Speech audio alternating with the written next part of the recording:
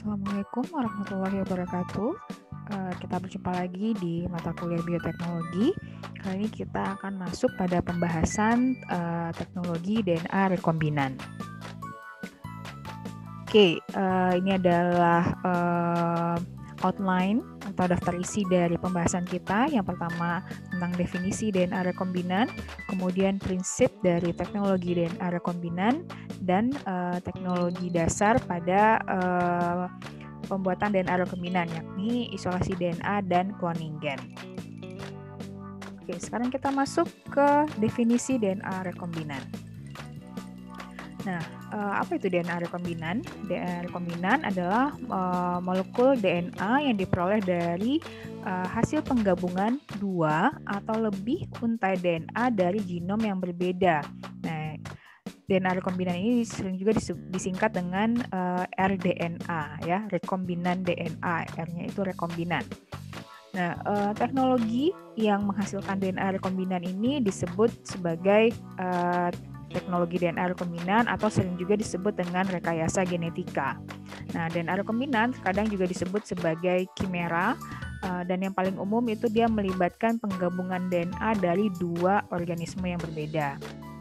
Nah, contohnya ini adalah pada gambar ini adalah glowfish, ya. Glowfish adalah hewan DNA rekombinan pertama yang telah disetujui untuk digunakan manusia oleh Food and Drug Administration Amerika Serikat. Jadi ini adalah zebra glowfish ini adalah ikan yang membawa protein yang bisa berpendar yang diisolasi dari ubur-ubur, ya. Ada yang berwarna hijau, awalnya berwarna hijau, kemudian berkembang ada yang berwarna merah dan berwarna kuning fluoresensinya. Dan ini dimanfaatkan dalam untuk mendeteksi adanya cemaran logam berat di perairan. Nah, bagaimana sejarah awal mulanya DNA rekombinan itu? Awal mula teknologi DNA rekombinan ini berasal dari akhir tahun 1960-an dan awal 1970-an. Nah, ini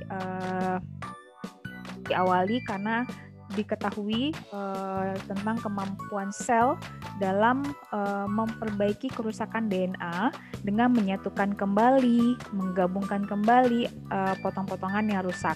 Nah, ini adalah sekilas tentang bagaimana sel itu bisa memperbaiki kerusakan DNA yang diakibatkan oleh kesalahan dalam replikasi atau reaktif oksigen spesies atau ROS, oksidasi, alkilasi, hidrolisis, kemudian radiasi, kemudian ada kemoterapeutik dan radikal dari sinar UV. Nah, macam-macam ini kerusakan DNA-nya, ya, bisa dilihat ini dan sudah dipelajari juga di genetika 2. Ya, ada base mismatch dan bagaimana memperbaikinya, ada single strand, ini adalah cara perbaikannya dan seterusnya, ya. Nah, jadi berawal dari pengetahuan tentang ini, makanya kemudian dilakukanlah oleh peneliti itu mengidentifikasi bahan-bahan biologis yang diperlukan untuk melakukan rekombinasi dan mengetahui bahan-bahan yang bahan-bahan ini bisa berfungsi bersama. Kemudian dicoba untuk mengatur proses rekombinasi itu sendiri, sehingga dari sinilah berawal teknologi DNA rekombinan tersebut. Jadi ini dilakukan secara in vitro namanya, ya, tidak terpisah dari organisme utuhnya. Nah, prinsip dari teknologi DNA rekombinan itu apa? Nah, pada dasarnya prinsip dari teknologi DNA rekombinan itu untuk menghasilkan DNA rekombinan terdiri beberapa tahap, ya. Yang utama adalah tahap 1 sampai tahap 4. Yang pertama, kita harus mengisolasi fragmen DNA gen target atau gen yang akan disisipkan atau gen asing. Nah, contohnya di sini. Ini adalah kita harus mengisolasi DNA dari suatu organisme, gen apa yang mau kita ambil dari organisme tersebut. Contohnya tadi, misalnya gen yang green fluorescence protein misalnya. Jadi protein yang menghasilkan fluoresensi hijau pada ubur-ubur itu kita isolasi dulu DNA dari ubur-uburnya. Kemudian kita isolasi gen atau fragmen DNA yang mengkode si protein fluoresen hijau tersebut gitu. Ini dia. Jadi ini adalah DNA genomiknya keseluruhan. Kemudian ini adalah yang targetnya. Nah, kemudian ini ada vektor ya.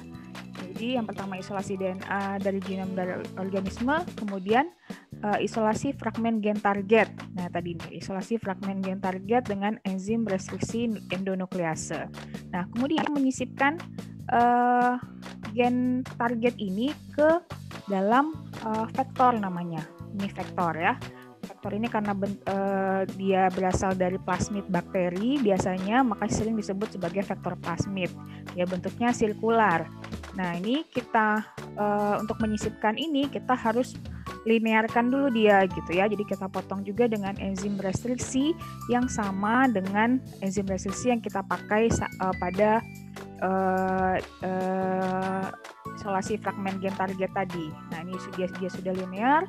Kemudian kita ligasi ya, kita ligasi fragmen gen target dan vektor plasmid sehingga menghasilkan plasmid rekombinan atau rekombinan DNA ya. Di sini sudah didapat molekul rDNA-nya. Kemudian ini kita transfer dia ke dalam sel inang. Sel inangnya di sini adalah bakteri, contohnya E. coli. Nah, proses memasukkan molekul rekombinan DNA ini ke dalam bakteri itu disebut sebagai transformasi ya. Jadi transformasi sel bakteri. Jadi tadi sel bakterinya ini yang kromosom dari bakteri tersebut. Nah, ini sudah kita masukkan si molekul rekombinannya tadi ya. Nah, kemudian setelah masuk ke dalam sel bakteri, kita di dalam sel bakteri itu dia tentu akan melakukan perbanyakan ya, pembelahan sel. Nah, itu dengan melakukan pembelahan sel itu secara tidak langsung terjadi multiplikasi atau perbanyakan plasmid rekombinan di dalam sel inang. Nah, akhirnya dia jadi banyak. Kemudian untuk tahap yang kelima ini jika diinginkan protein dari khas protein dari DNA rekombinan itu maka harus diekspresikan gen target tersebut. Jadi untuk mengekspresi itu perlu proses transkripsi dan translasi dari gen target yang kita sisipkan tadi. Oke, ini adalah prinsip dari teknologi DNA rekombinan. Sekarang kita masuk ke teknik dasar DNA rekombinan. Ada isolasi DNA dan cloning DNA. Nah, sekarang kita masuk ke isolasi DNA dulu. Apa itu isolasi DNA? Isolasi DNA pada prinsipnya itu adalah memisahkan DNA dari komponen sel lainnya ya. Jadi kita memisahkan kemudian memurnikannya dari komponen-komponen sel lainnya. Ada beberapa tahap dalam isolasi DNA itu. Yang pertama adalah lisis sel. Karena DNA itu berada di dalam sel, lebih tepatnya lagi berada di dalam inti kalau untuk DNA kromosom ya. Nah, untuk itu kita harus menghancurkan dan membuang komponen penyusun dinding sel. Contohnya ini kalau pada bakteri ada dinding sel dan membran sel, pada sel tumbuhan juga ada dinding sel, kalau pada sel hewan hanya ada membran sel. Jadi kita harus menghancurkan dulu barrier dari sel tersebut. Kemudian dalam lisis sel itu ada beberapa komponen yang diperlukan, misalnya enzim lisozim, ini untuk menghancurkan peptidoglikan yang merupakan komponen utama dinding sel bakteri. Kemudian buffer lisis yang mengandung deterjen untuk menghancurkan lipid bilayer dari membran plasma atau membran sel. Nah, kalau jaringan hewan dan tumbuhan biasanya dihancurkan dulu secara mekanik terlebih dahulu, jadi dihaluskan dulu. Nah, setelah lisis selnya, kemudian kita akan pisahkan komponen-komponen sel tersebut dengan dua cara. Yang pertama, sentrifugasi. Nah, sentrifugasi ini akan memisahkan komponen sel berdasarkan ukurannya. Nanti bagian yang lebih ringan itu akan berada di supernatan, sedangkan bagian yang komponen sel yang lebih berat itu akan berada di bagian bawah yang kita sebut sebagai pelet. Nah, kemudian selain sentrifugasi, kita juga melakukan ekstraksi kimiawi seperti penggunaan fenol. Nah, fenol ini dia akan membuang protein dan membentuk dua fase karena fenol itu tidak larut dalam air. Nah, protein akan larut dalam fase fenol, sedangkan DNA itu akan larut pada fase air atau fase aqueous. Nah, setelah tahap ini kita masuk ke tahap pemisahan RNA, di mana RNA itu juga dia larut dalam air. Jadi di dalam fase aqueous tadi tidak hanya ada DNA, tapi juga ada RNA. Nah, kita ingin mendapatkan DNA yang murni, sehingga kita harus menghancurkan RNA-nya. Nah, RNA ini kita hancurkan dengan enzim yang namanya ribonuklease atau RNase. Nah, kemudian setelah proses penghancuran RNA, kita akan memurnikan DNA-nya. Nah, dimurnikan dengan presipitasi menggunakan etanol absolut. Kemudian nanti DNA terakhir akan kita larutkan dengan nuclease free water atau air yang bebas dari nuklease, enzim yang bisa merusak DNA. Kemudian atau bisa menggunakan juga buffer PE pH 8 yang ini untuk agar penyimpanannya bisa lebih tahan lama. Nah, kemudian setelah isolasi DNA, kita bisa masuk ke tahap cloning gen. Nah, apa itu cloning gen? Cloning gen juga dikenal sebagai cloning molekuler, mengacu pada proses mengisolasi urutan sekuen DNA yang diinginkan untuk tujuan membuat banyak salinannya. Nah, salinan yang identik disebut dengan istilah klon. Jadi kita ingin membuat salinan atau kopi yang lebih banyak dari gen target kita tadi. Nah, tadi kan kita sudah isolasi DNA ya, berarti kita sudah punya DNA yang akan disisipkan. Tapi kita harus memilih dulu fragmennya yang mana, si gen mana. Tidak semuanya tentu yang dari si DNA genomik hasil isolasi tadi yang akan kita cloning. Nah, untuk melakukan cloning gen itu kita butuh DNA tadi yang akan disisipkan, kemudian butuh vektor cloning dan enzim restriksi endonuklease. Kemudian nanti di tahap kedua kita ligasi DNA-nya, kita akan diligasi DNA ini, kita akan menggabungkan fragmen DNA sisipan dan vektor cloning. Ini kita gabungkan dengan menggunakan enzim DNA ligase. Nah, setelah diligasi, kita transformasi hasil ligasi tersebut atau plasmid rekombinan. Di sini kita transformasi ke sel bakteri. Nah, ini di sini kita akan menyisipkan DNA rekombinan ke sel inang. Contohnya sel E. coli yang kita buat kompeten. Nah, kemudian setelah ditransformasi, kita multiplikasi atau kita perbanyak si sel E. coli transforman tersebut, kita tumbuhkan dalam medium kultur cair yang kaya nutrisi. Dan terakhir, kita akan menseleksi untuk mengetahui apakah berhasil cloning gennya. Kita lakukan dengan seleksi dengan menumbuhkan si sel E. coli transforman tersebut dalam medium seleksi blue white screening. Nanti ini satu persatu akan saya jelaskan. Oke, sekarang kita ke restriksi DNA dulu ya. Nah, restriksi DNA tadi kan membutuhkan enzim restriksi endonuklease. Kita lihat dulu apa itu enzim restriksi endonuklease. Enzim restriksi adalah enzim nuklease, artinya dia bisa mendegradasi asam nukleat ya, yang dapat memotong backbone gula fosfat DNA dan secara alamiah ditemukan dalam bakteri. Ya. Oleh karena itu, enzim ini memotong di bagian dalam molekul DNA. Makanya dia disebut sebagai endo ya, karena dia memotong di bagian dalam, maka enzim ini disebut sebagai enzim restriksi endonuklease. Enzim restriksi memotong DNA pada urutan nukleotida tertentu yang disebut sebagai situs restriksi atau restriction site untuk menghasilkan satu set fragmen yang lebih kecil. Ya.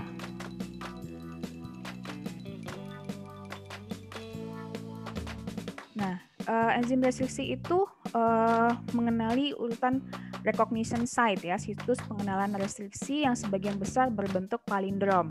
Nah, apa itu palindrom? Palindrom artinya urutan nukleotida bagian forward dari 5 ke 3, ini misalnya 5 ke 3 pada antisense, dan urutan nukleotida dari 5 ke 3 pada antisense itu adalah sama. Jadi kalau kita lihat ini GAATTC, ini juga sama GAATTC. Nah, ini adalah palindrom namanya. Nah, ini recognition site suatu enzim restriksi yang berbentuk palindrom.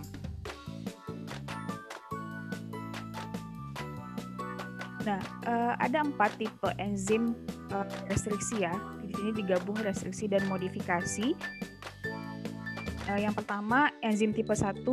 Enzim tipe 1 itu fungsi restriksi dan modifikasi itu dilakukan oleh enzim yang sama, membutuhkan kofaktor yang kompleks dan memotong jauh dari recognition site. Jadi sekitar 1000 base pair dari recognition site.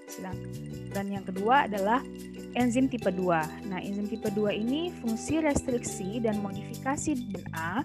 Modifikasinya di sini adalah penambahan gugur metil ya. Dilakukan oleh enzim yang berbeda. Hanya membutuhkan kofaktor berupa Mg2+ dan memotong spesifik pada recognition site. Jadi kalau misalnya ada tadi kayak daerah GAATTC, dan dia akan memotong tepat pada recognition site-nya. Enzim tipe ini banyak dimanfaatkan dalam teknik biologi molekuler dan DNA rekombinan. Nah, ini yang kita pakai dalam DNA rekombinan. Kemudian enzim tipe ketiga ini mirip dengan enzim tipe 1, yaitu fungsi restriksi dan modifikasinya dilakukan oleh enzim yang sama. Hanya membutuhkan faktor berupa Mg2+, namun dia memotong sekitar 25-27 base pair dari recognition site pada arah 3 aksen.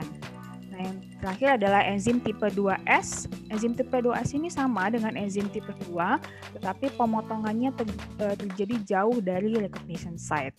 Oleh karena itu, karena yang memotong tepat pada recognition site adalah enzim tipe 2, makanya enzim inilah yang paling banyak yang digunakan dalam teknik DNA rekombinan. Nah, tadi sekarang kita langsung fokus ke enzim tipe 2 ya. Nah, enzim tipe 2 ini menghasilkan 3 jenis ujung DNA hasil pemotongan. Ada yang pertama sticky end atau ujung lengket pada ujung 5 aksen. Nah, ini contohnya, jadi dia memotongnya dekat ke 5. Yang pertama pada sisi pada antisense-nya. Yang satu lagi nih di sebelah sini ya, dekat ke ujung 5. Kemudian sticky end ujungnya 3 ya. Ya, jadi pemotongannya lebih ke arah 3-nya sini. Ya, inilah hasil pemotongan ujung lengket ya. Jadi dia tidak agak berbelok gitu potongannya. Nah, makanya disebut sebagai ujung lengket. Sedangkan yang terakhir ada ujung blunt end atau ujung tumpul, di mana dia persis memotong tegak lurus gitu ya. Jadi di sini langsung memotong, jadi langsung terbagi 2 begini, lurus.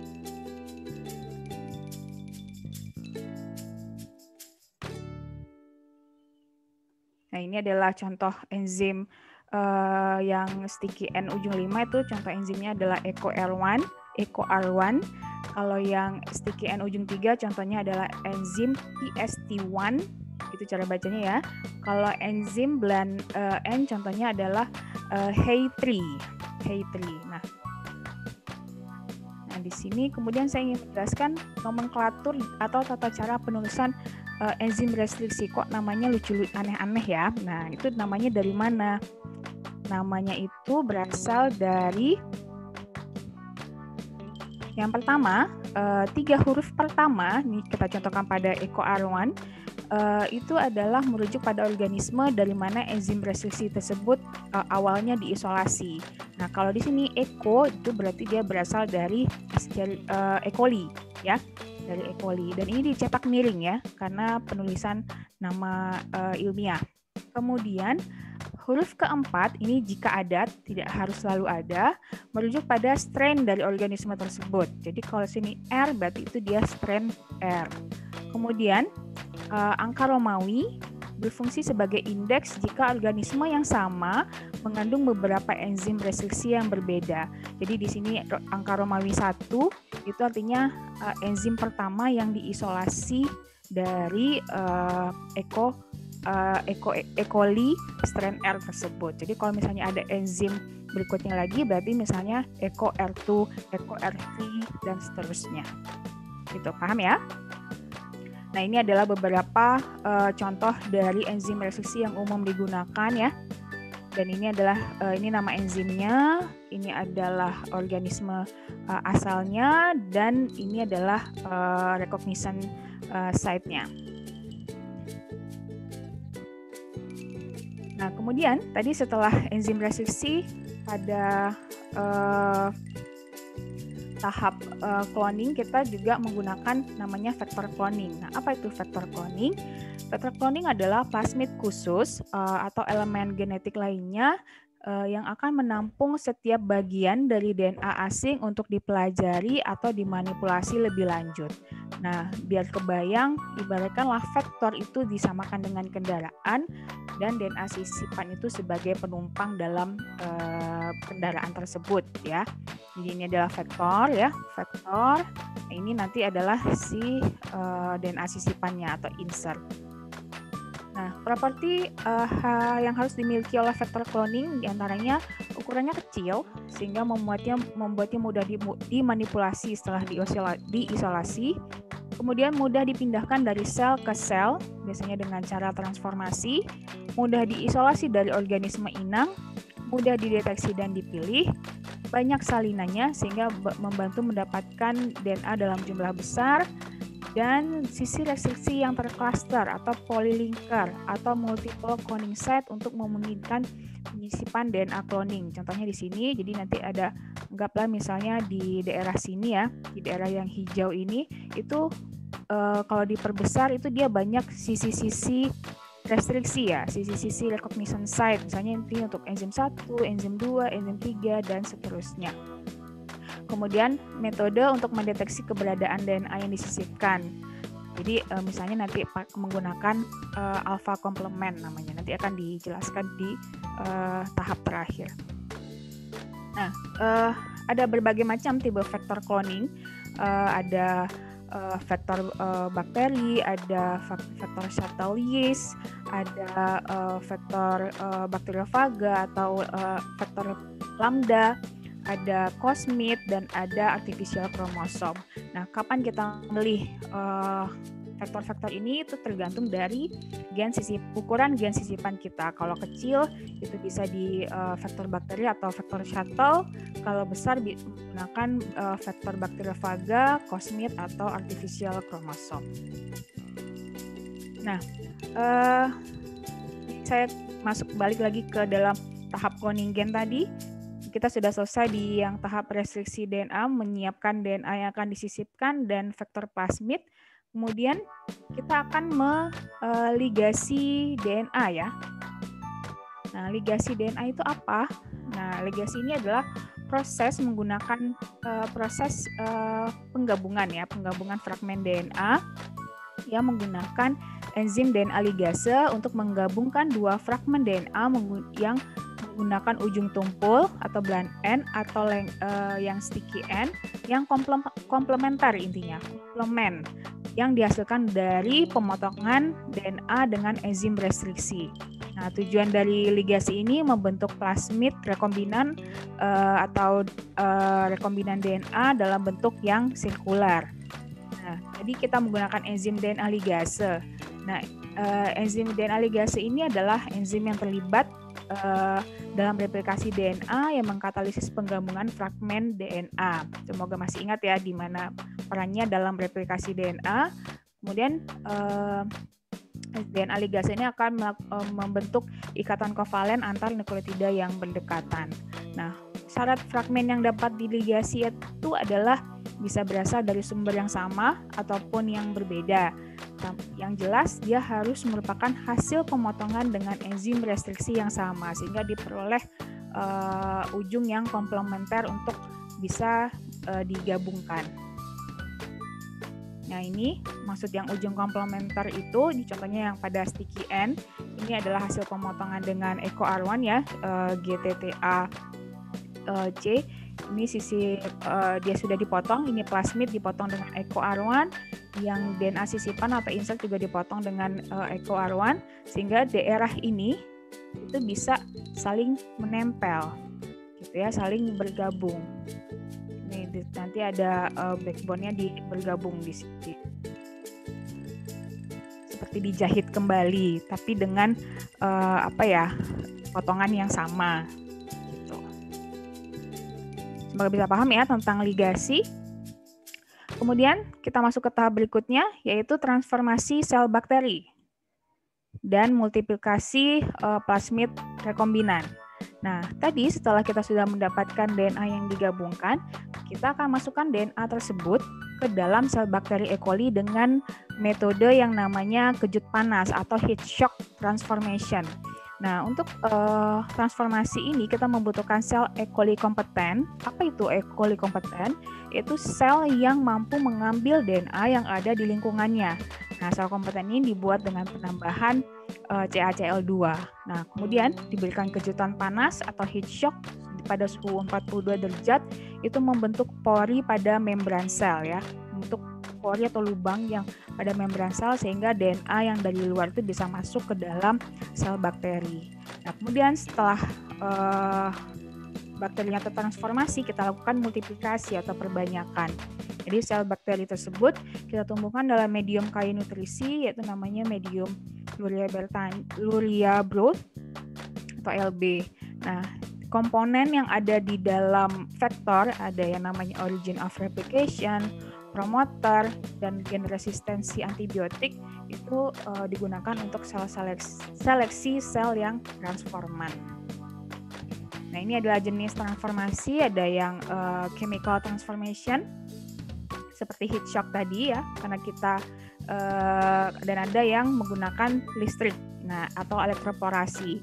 Nah, ini perbedaannya. Kalau yang secara kimia, ini selnya kita buat kompeten secara kimia, jadi kita tambahkan CaCl2, kemudian kita inkubasikan dia dengan plasmid hasil ligasi tadi, plasmid rekombinan, kemudian kita beri heat shock itu pada suhu 42 sama 30 detik, cukup sebentar.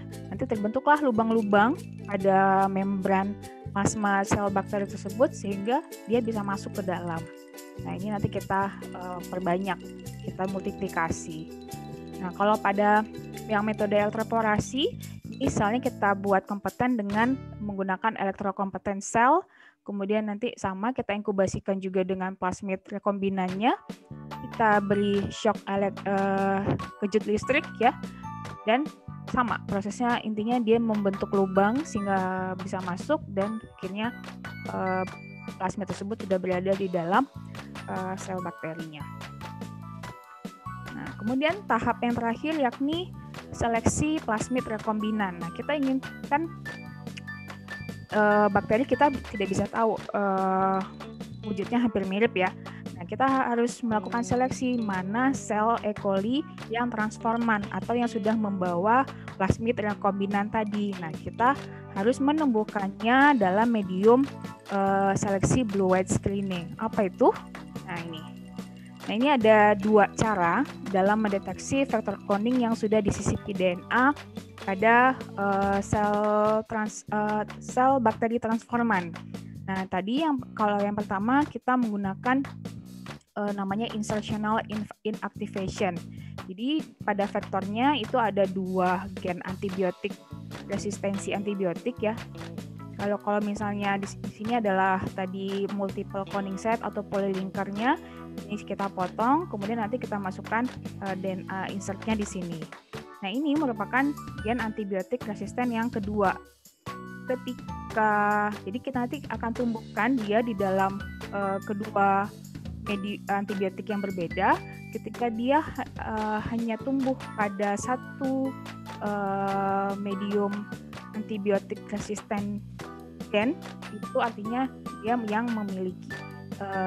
yang memiliki DNA sisipan. Tapi kalau dia tuh bisa tumbuh di antibiotik yang kedua, itu artinya tidak memiliki gen yang kita sisipkan. Nah, yang kedua adalah menggunakan alpha complementation atau komplementasi alpha, di mana di sini ini sel bakteri ya.